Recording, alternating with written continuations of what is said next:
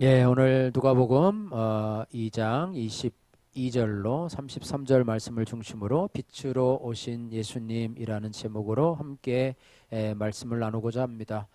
이번 성탄절은 다른 날로 별도로 드리지 않고 주일날과 같이 이렇게 겹쳐서 다음 주 주일에 성탄 예배와 또 주일 예배를 함께 드리도록 그렇게 하겠습니다.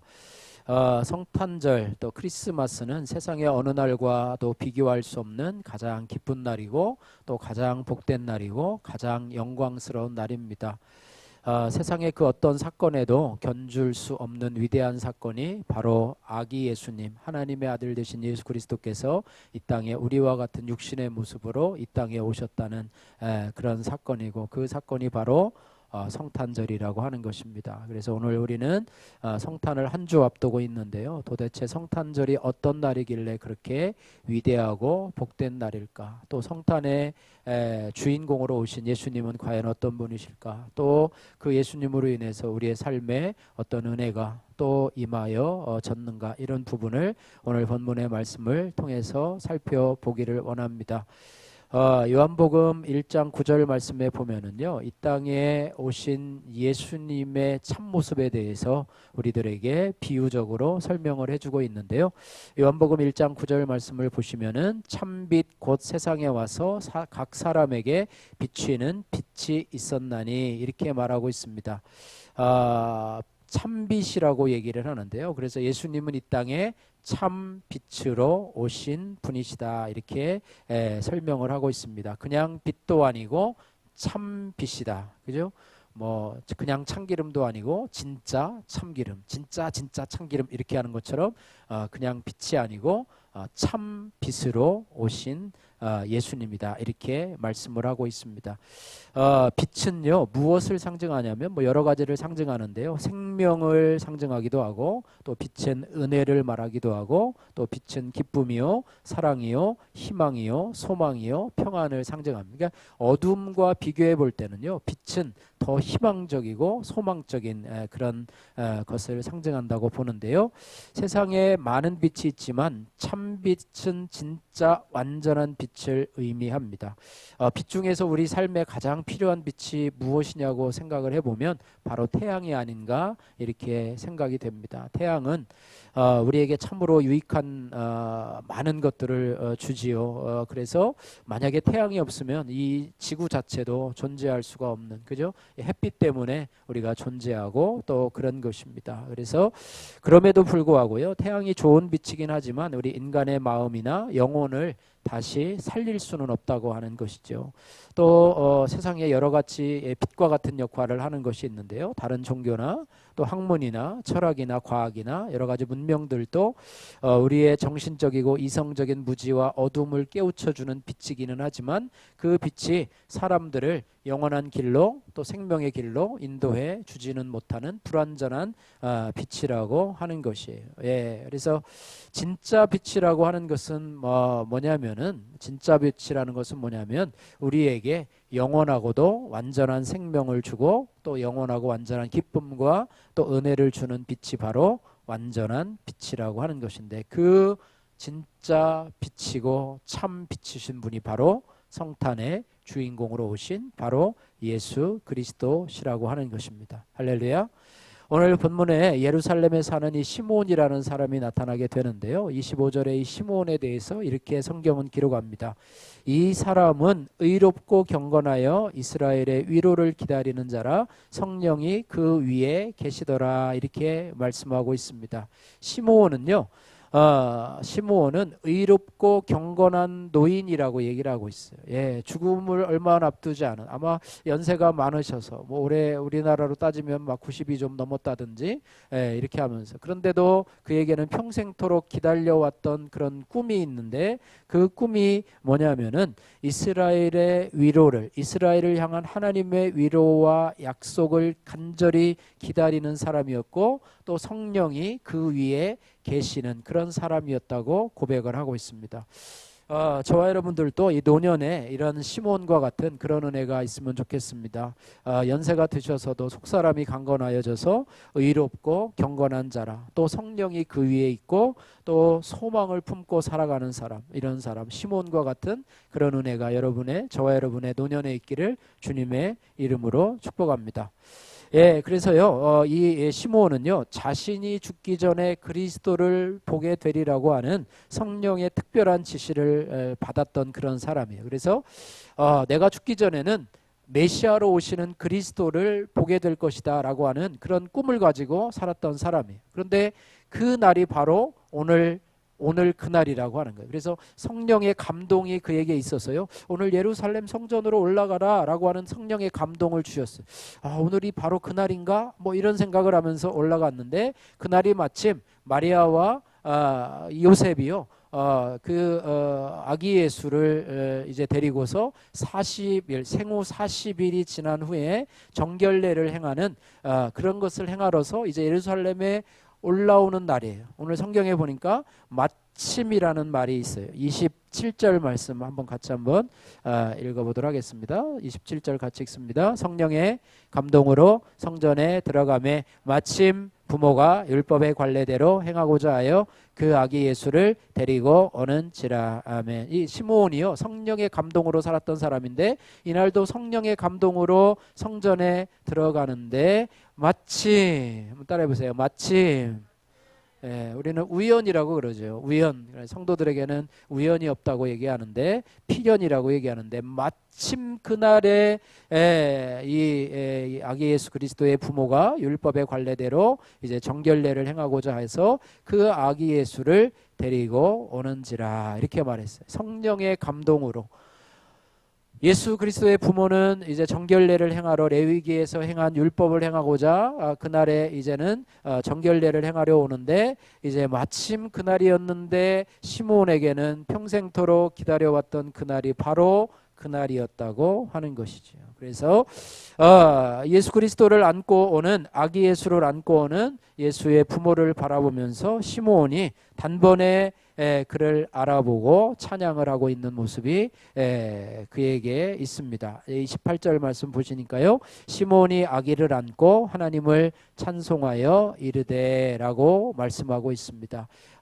이제는 하나님의 은혜가 나에게 임하였구나. 하나님이 그동안에 나에게 성령으로 감동을 주셔서 이제 그리스도를 보게 될 것이다라고 하는 그런 은혜가 나에게 임하였구나. 참 인생 기도 응답이 이루어진 날이 바로 오늘이었기 때문에 시몬에게는 얼마나 참 축복의 날이고 기쁜 은혜의 날이겠습니까? 여러분에게도 여러분이 지금 기도하시는 기도의 응답이 이루어지는 날이 오늘 시몬과 같이 그렇게 이루어지기를 주님의 이름으로 축복합니다. 여러분이 간절히 기도하는 것, 여러분의 욕심을 이루고자 하는 것이 아니라 하나님의 성령으로 내가 정말로 이러한 꿈을 가지고, 내가 이러한 기도 제목을 가지고 소망하면서 그날이 오기를 간절히 바라볼 터인데, 그런 날이 여러분이 기도하면서 반드시 오게 될 줄로 믿고, 또 그 날이 이루어질 때 하나님을 찬송하며 또 하나님께 영광 돌리는 그런 은혜가 있기를 주님의 이름으로 축복합니다. 아기를 안고 무슨 일을 하냐면, 무슨 얘기를 하냐면, 오늘 29절에서 32절 말씀에 이제 성령께서 주시는 예언을 하고 있습니다. 이 아이가 어떤 일을 하게 될 것이고, 어떤 모습으로 사역을 하게 될 것이고, 어떤 모습으로 이스라엘에게 왔는지, 그런 모습에 대해서 예언을 하고 있는데요. 29절에서 32절 말씀 같이 찬찬하게 같이 한번 29절부터 같이 읽겠습니다.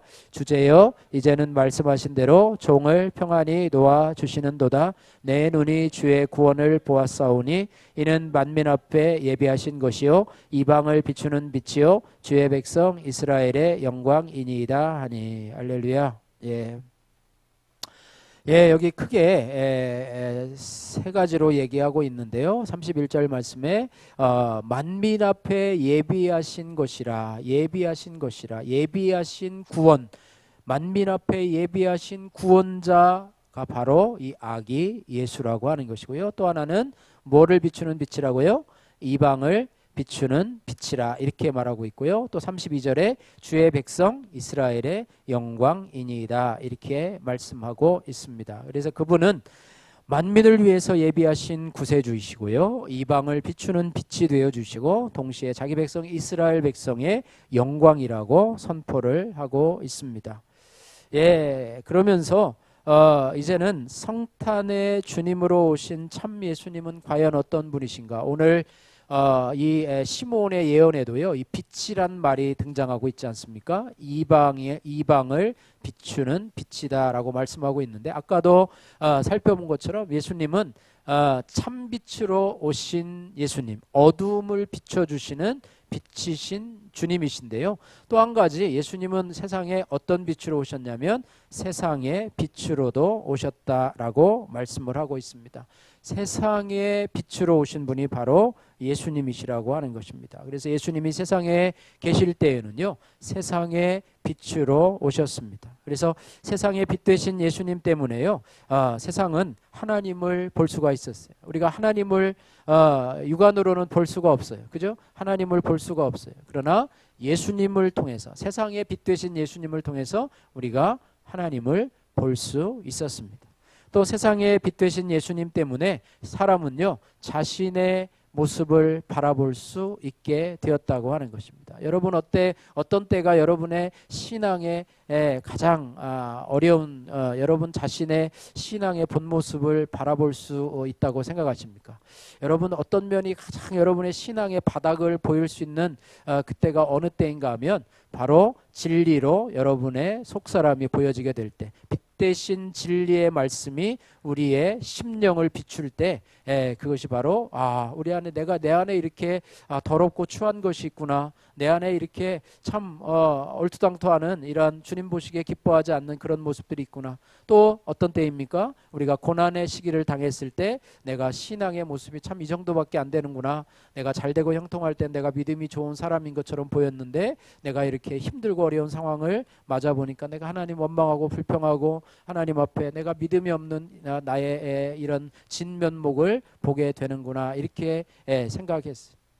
우리는요, 평소에는 괜찮은 사람처럼 보입니다. 교양도 있고 또 체면도 있고 또 세상에 어떤 직분도 있고 그럴 때는 나가 괜찮은 사람으로 보이게 되지만은요, 진리 되신 예수님, 세상에 빛 되신 예수님의 진리가 우리 가운데 보여지게 되면 우리 자신의 진면목을 보게 된다고 하는 거예요. 또한 세상에 빛 되신 예수님이 우리 가운데 비춰 줌으로 인해서 우리에게는 이제는 구원을 받을 수 있는 길이 열려지는 것을 보게 된다는 거예요. 예수님을 통해서만이 우리가 구원에 이르는 길, 그 전에는요, 우리가 구원에 이르는 길, 천국에 이르는 길을 보지 못했어요. 그러나 예수님을 통해서 내가 곧 길이요 진리요 생명이니 나로 말미암지 않고는 아버지께로 올 자가 없느니라, 세상에 빛 되신 예수님을 통해서 세상 사람들은 구원의 길을 보게 된다는 것. 저와 여러분들도 예수님을 통해서 오늘 이 구원의 역사를 바라보고 오늘 예배 현장에 참여하신 줄로 믿습니다. 예수님은 우리의 구원이시오, 또 우리의 생명이시오, 또 진리이심을 믿으시기를 주님의 이름으로 축복합니다. 또한 예수님은요, 예수님은 빛 되신 예수님을 마음에 모시고 영접하며 사는 사람들을 뭐라고 표현하냐면 너희가 세상의 빛이다, 이렇게 말해요. 예수님만 세상의 빛이 아니고요, 빛 되신 예수님을 모시고 살아가는 사람은 그 사람이 바로 너희가 세상의 빛이다, 이렇게 말씀하고 있습니다. 자, 에베소서 5장 8절 9절 말씀해 보니까 이렇게 말하고 있으면 한번 따라해 볼까요? 너희가 전에는 어두움이더니 이제는 주 안에서 빛이라. 우리 빛이라고 하는 것은요, 여러분이 이 지구와 달을 보면은 알 수가 있어요. 아까 태양에 대해서 얘기했는데요, 태양은 직접 빛을 발광하는 발광체예요. 그러나 달은요, 달은 여러분 빛을 발하지 않고요, 태양의 빛을 받아서 반사하는 역할을 합니다. 지구는 어떻습니까? 지구도 역시 마찬가지로 태양의 빛을 받아서 그 빛을 받아서 광합성 작용을 하고 또 우리가 살아가는 것이죠. 마찬가지로요, 우리가 너희는 세상의 빛이라고 그럴 때요, 우리가 빛을 발하는 자가 되는 것이 아니라 주님의 빛을 받아서 그 빛을 비추는 자의 역할을 하는 거예요. 우리 스스로가 빛을 만들어서 그 빛을 발광하는 발광체가 아니고요, 우리도 예수님의 빛을 받아서 그 빛을 전하는 자가 된다라고 하는 것입니다. 그래서 예수님은 우리를 보고 뭐라고 얘기를 하냐면 빛의 자녀라고 이야기를 합니다. 그래서 너희가 전에는 어두움이더니 이제는 주 안에서 빛이라. 빛의 자녀들처럼 행하라. 빛의 열매는 한번 따라해 보세요. 모든 착함과 의로움과 진실함에 있느니라. 할렐루야. 세상에 우리의 빛된 것을 알아보려면요, 그 빛의 열매가 무엇이냐 하면 한번 다시 한번 따라해 보세요. 모든 착함과 의로움과 진실함에 있느니라. 할렐루야. 예, 우리로 말미암아 하나님 앞에 이런 열매가 맺힐 수 있도록 전에 성령의 9가지 열매에 대해서 살펴보았는데요. 빛의 자녀로서의 열매가 3가지가 있는데 그것은 착함과 의로움과 진실함이라. 하나님 저에게 착함의 열매가 맺히게 하여 주옵소서. 예수 믿는 사람은요, 착해야 돼요. 할렐루야. 착해야 돼요.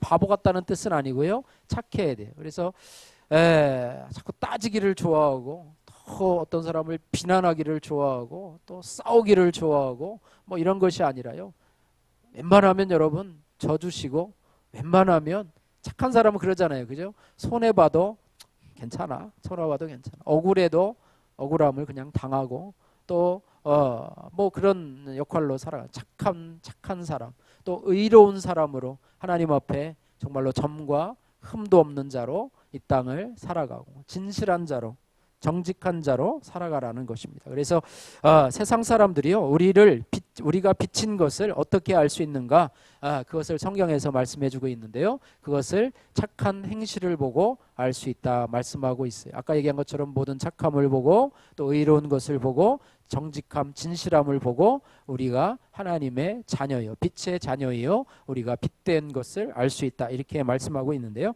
마태복음 5장 15절 말씀에 이렇게 말합니다. 이같이 너희 빛을 사람 앞에 비치게 하여 그들로 너희의 착한 행실을 보고 하늘에 계신 너희 아버지께 영광을 돌리게 하라, 이렇게 말씀하고 있어요. 성경은 우리의 진실한 모습을 보고 우리의 의롭고 선한 행동을 보고 세상이 우리를 빛으로 여긴다, 이렇게 말씀하고 있습니다. 그만큼 하나님의 눈에는요, 우리 모두가 대단한 사람이라고 하는 것이, 하나님이 우리를 그렇게 보십니다. 물론 나 자신이 볼 때는 내가 무슨 빛이냐, 죄악의 냄새만 안 나도 좋겠다, 뭐 이렇게 생각을 할지도 모르지만 하나님은 저와 여러분들을 얼마나 크게 보시는지 빛으로 우리를 보고 계신다고 하는 사실을 우리가 기억해야 될 것입니다. 그래서 우리가 그러면 어떤 부분에서 빛의 역할을 할 수가 있겠는가, 아까 살펴보았지만요, 좀 더 구체적으로 얘기하면 세상 사람들보다 도덕적인 우위를 가지고 있어야 된다고 하는 것입니다. 우리는요, 선과 악을 놓고 선을 택하는 사람들,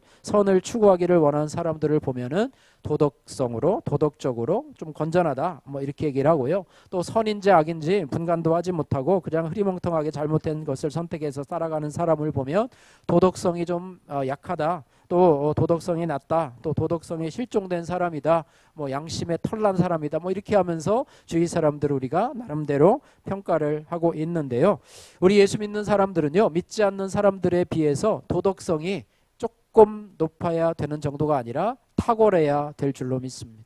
비교해 볼 때 탁월해서 세상 사람들이 저 사람은, 예수 믿는 저 사람은 우리와는 비교도 할 수 없는 정도의 도덕성을 가진 사람이야 라고 할 때 그들이 우리의 착한 행실을 보고 우리의 우월한 도덕성을 보고 하나님 앞에 영광을 돌리게 될 거라고 하는 사실입니다. 요즘은 어떤 시대냐면 절대 선과 절대 진리를 부정하는 포스트 모던 시대를 저와 여러분들이 살아가고 있어요. 여러분, 절대 선, 절대 악이 존재하면은요, 거기에는 분명한 그런 질서가 있는데, 요즘은 절대 선, 무엇이 선인지 무엇이 악인지 거기에 대해서 정의하는데 막 정의가 헷갈려요. 악을 행해놓고도 자기는 잘했대요. 또 그것을 논리적으로 증명을 합니다. 선을 행했는데도 다른 사람들은 그것을 악이라고 얘기를 하고 있습니다. 요즘에 매스컴과 정치 돌아가는 상황, 뉴스를 바라보면 도대체 무엇이 정의인지 또 무엇이 악인지 우리도 헷갈릴 때가 있어요. 악을 가지고 선이라고 그러고 선을 가지고 악이라고 그러고 또 자신이 그렇습니다.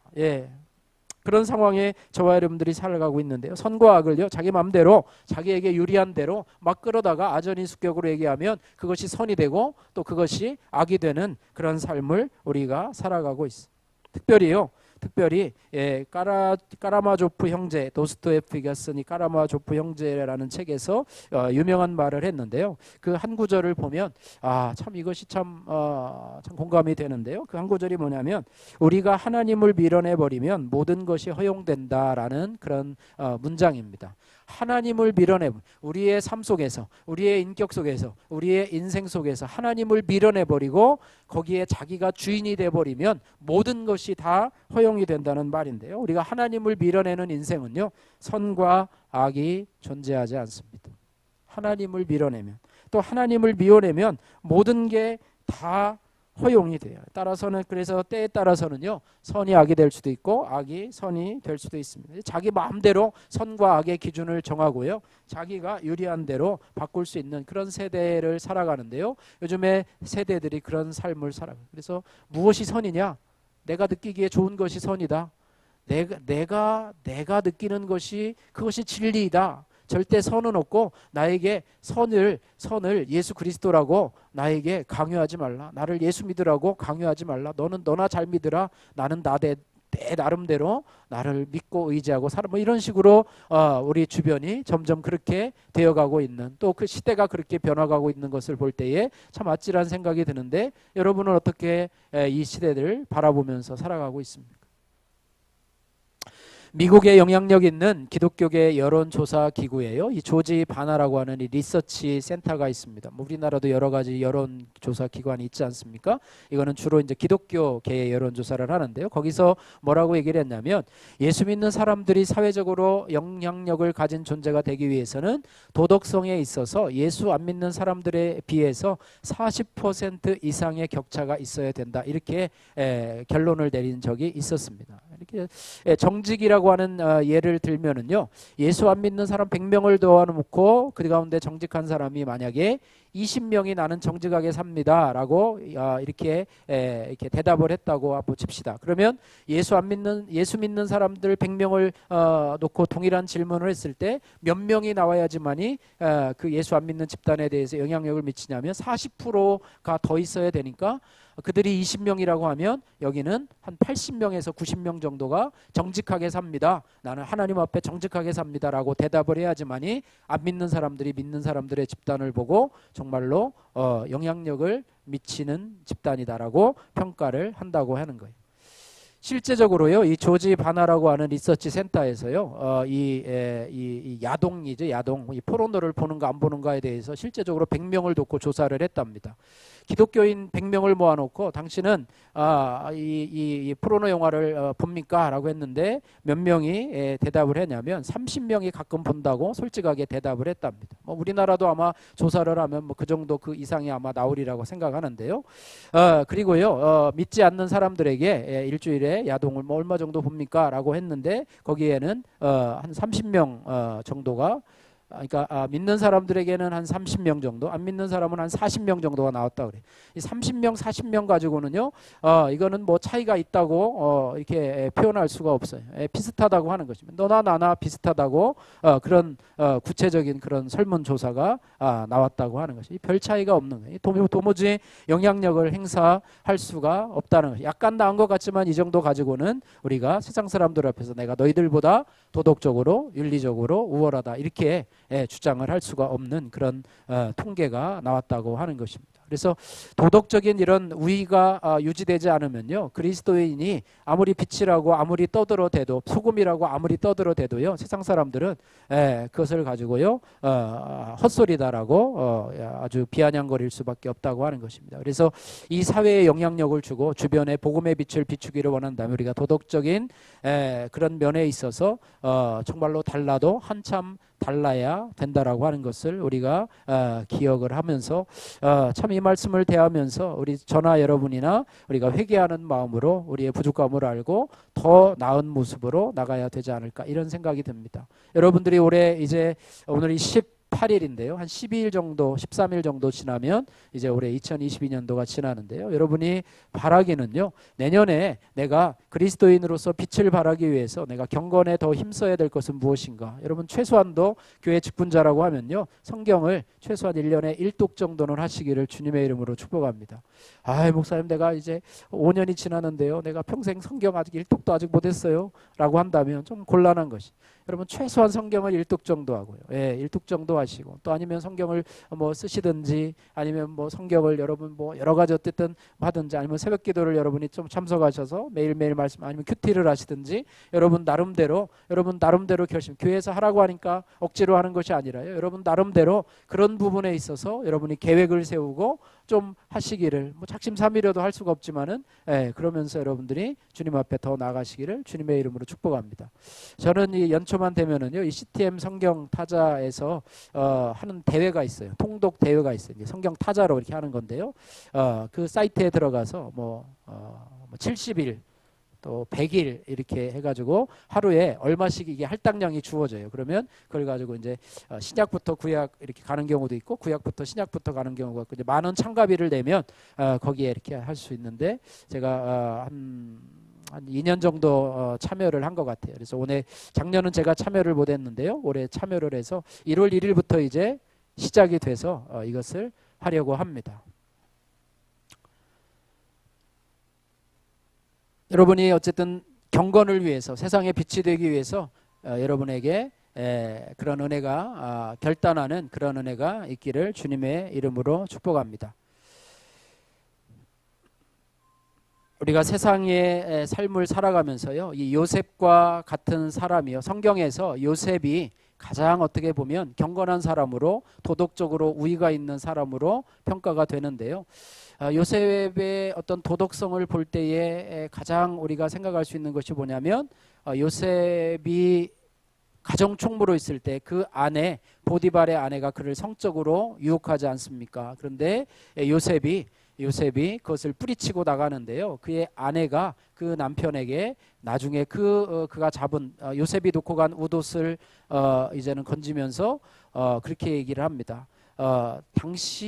당신이 가정총무로 삼은 이 종이 나를 겁탈하려고 하다가 이제 들키니까 이제 웃옷을 벗어놓고 나갔다, 이렇게 이야기를 합니다. 그것에 대해서 이제 이 보디발이 저녁에 들어와서 그 반응을 보이는데, 어떻게 반응을 보이냐면 감옥에다가 집어넣지 않습니까? 감옥에다가 집어넣는데요, 그 당시 사회적 상황으로 보면은 감옥에다 집어넣는 거는 그 노예가 그의 여주인을 겁탈하려고 한 그것에 대한 형벌로서는 가당치도 않은 것이라고 그래요. 그 당시는 그런 일이 벌어졌으면 노예를 즉결 심판에 처해서 즉시 즉결해서 죽일 수도 있는 그런 상황이었다고 하는 거예요. 그러니까 보디발의 아내가 그 남편에게 요구한 것은 뭐냐면, 이 요셉을 당장 죽이라는 거예요. 나에게 이렇게 욕을 보였는데 당장 죽이라는 거예요. 그런데 보디발은 그렇게 하지 않았어요. 옥에 가두었는데 그 옥이 어떤 옥이었습니까?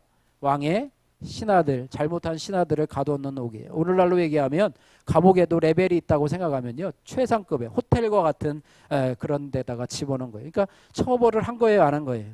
거의 처벌을 안 한 거와 다름이 없어요. 그래서 전에 그 케이블 TV에서 이 요셉의 이야기에 대한 영화가 나오는데, 그 뒤에 장면이 이렇게 나오고 있습니다. 뭐라고 얘기하냐면, 이게 자기가 원하는 대로 처벌을 하지 않으니까 이 부인이요, 화가 꼭대기까지 치밀러 올랐습니다.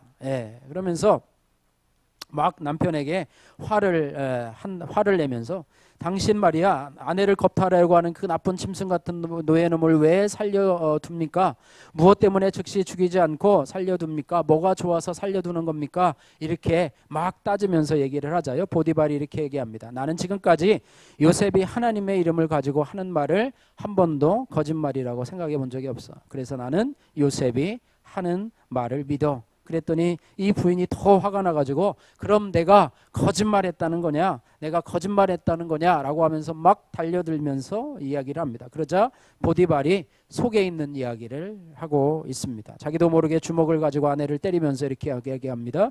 이 요사스러운 것 같으니 내가 요셉을 유혹했지, 내가 요셉에게 꼬리쳤지, 내가 꼬리친 건 맞지? 라고 그렇게 합니다. 그러자 그 아내가 움츠러면서 막 뭐라고 하면서 도망가고 있는 그런 모습을 보게 되는데, 물론 상상력에 의한 그런 영화 또 드라마라고 볼 수가 있지만 이것이 사실이라고 볼 수가 있습니다. 요셉은요, 그 도덕적인 기준을 하나님 앞에 둔 사람이, 사람 앞에 두지 않고 상황에 두지 않고 하나님 앞에 둠으로 인해서 그의 도덕적 우위를 지켰고 그 주인이었던 보디발에게조차도 인정을 받았던 그런 사람이었다고 하는 것을 보게 됩니다. 저와 여러분들도 이같이 너희의 빛을 사람 앞에 비치게 하여 그들로 너의 착한 행실을 보고 하늘에 계신 아버지께 영광을 돌리게 하라. 이 말씀에 합당한 자로 살아가실 수 있기를 주님의 이름으로 축복합니다. 우리의 행실이나 말을 보고서 특별히 누추한 말이나 어리석은 말이나 희롱의 말이 우리에게 적합하지 않은 것을 기억하면서 우리가 도리어 감사하는 말을 하면서 남을 위로하고 축복하는 말을 하면서 빛을 비치시기를 주님의 이름으로 축복합니다. 말씀을 정리합니다. 40년 전에 링글린 브러더스 서커스단이 뉴욕 공연을 할 때 일어난 일이라고 합니다. 공연 중에 갑자기 정전이 생겼대요. 1분간이었지만 관중들은 모두 숨을 죽이고 있었다고 그래요. 때마침 무대에서는요, 어떤 그런 공연이 벌어지고 있었냐면 조련사가 네 마리의 호랑이를 조련하는 그런 모습을 보고 있었다고 하는 거예요. 조련하는데요, 거기는 철망으로 이렇게 쌓여 있어서 관중들은 정전이 되어도 그 호랑이가 자신에게 덮칠 거라고 하는 그런 위험은 없었지만 그 관중들이 염려하는 것은 뭐냐면 그 조련사가 지금 정전이 된 상황 속에서 혹시 호랑이들한테 위협을 당하지는 않을까, 생명의 위협을 당하지는 않을까, 이런 생각을 하고 있었는데요, 1분 정전된 동안에 조용하지 아니하고요, 그 조련사의 그 채찍 소리가 막 들리고요, 우렁찬 그 소리가요, 깜깜한 중에도 불구하고 그것이 들리더란 말이에요. 그래서 정전이 그치고 불이 환하게 들어왔는데도 그 호랑이들은 자기 위치를 이탈하지 아니하고 질서정연하게 그 조련사의 그 채찍질에 맞추어서 절서정연하게 조련되고 있는 모습을 바라보면서 이 관중들은요, 일제히 박수를 치고 있었다고 하는 것이죠. 그래서 끝나고 난 후에 이 조련사에게 어떤 기자가 물어봤다고 하는 것이, 어떻게 이런 일이 벌어질 수 있느냐 이렇게 물어봤더니 그랬대요. 어둠 속에서도 호랑이들은 나를 잘 봅니다. 내가 호랑이를 못 보고 있다는 것을 눈치채게 해서는 절대로 안 됩니다. 마치 어둠 속에서도 밝은 빛 속에 있듯이 내가 행동한 것이 저 호랑이들이 나를 공격하지 않는 비결이었다고 하는 것입니다. 우리가요, 우리 그리스도인들도 마찬가지인 것 같아요. 어둠 속에서 살고 있지만은 마치 내가 빛의 자녀처럼 행동한다고 한다면 저 어둠의 세력이 나를 해치지 못할 것이고 오히려 그들이 나를 지켜보고 있을 것이라고 하는 사실을 우리가 기억해야 됩니다. 우리는 어둠에서, 전에는 우리가 어둠이었는데 이제는 빛의 자녀입니다. 할렐루야. 우리는요, 빛의 자녀로서 이 땅을 살아가기 때문에 어둠 가운데서도 우리가 세상 사람들과 다른 그런 빛의 자녀로서 빛의 열매를 드러내야 될 사람이라는 것을 기억하면서 내가 구원받은 것으로만 우리가 만족하지 말고요, 내가 예수 믿고 오늘 밤 천국 가는 것으로만 만족하지 말고 나의 인격, 나의 도덕성, 또 나의 말과 어떤 행동들이 우리 가정에서, 또 우리의 사업터에서, 우리의 직장 가운데서 내가 그 사람들에게 영향력을 미치고 있는가.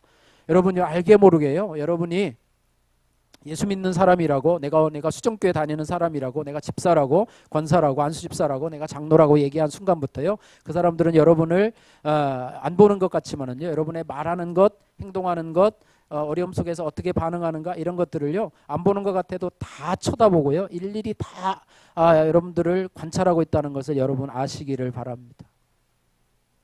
그 순간부터 내가 어디 교회 다닌다, 내가 예수 믿는 사람이라 라고 한 것처럼 그것을 본 후로부터는요, 여러분 어떻게 보면 참 이런 표현 써서는 안 되지만 여러분 유리관 속에 있는 투명한 모습으로 내가 발가벗겨 그들에게 있다고 하는 사실을 여러분 기억해야 될 거예요. 에이, 내가 이렇게 해도 모르겠지. 아니에요. 더 잘 알아요. 그 사람들은 여러분과 그 사람들을 저울질해서 비교해서 보고 있습니다. 아, 나랑 비슷하네. 별거 없네. 예수 믿는다고 하는데 별거 없네. 때 되니까 욕하고 또 짜증내고 화내고 자기 욕심 차리고 별거 없네. 예수 믿는 것들 별거 없네. 이렇게 하면서 판단을 합니다.